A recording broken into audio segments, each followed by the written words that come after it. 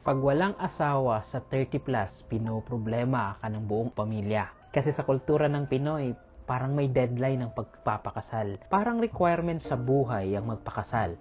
Parang kulang ang pagkatao pag single ka. Parang may sira pag wala kang partner. Pero ito ang hindi nila iniisip. Hindi naman sila ang sasalo sa hirap ng maling relasyon.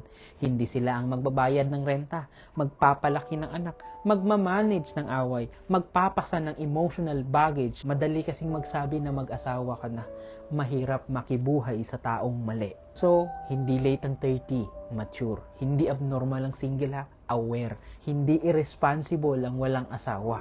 Pinipili ang tama. Kaysa ma-pressure sa angkan, sa pamilya, mas okay yung pinili mong sarili mo kaysa mag-settle para lang may masabi. Kasi sa totoong buhay, walang trophy sa maagang kasal. Pero may parusa sa maling asawa. Kaya tandaan, mas nakakahiya ang maling asawa kaysa late na kasal.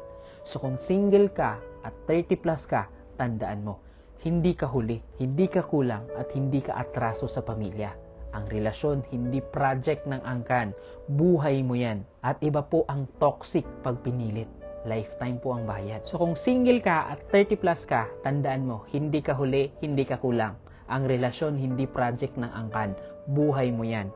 At iba po ang toxic pag pinilit. Lifetime ang bayad. So kung 30 plus ka at single, breathe, build, enjoy. Choose wisely. Dahil ang kasal, hindi karera. Commitment siya na hindi mo pwedeng ibalik pag nasira. At sa dulo, hindi sila ang matutulog sa asawa mo, ikaw.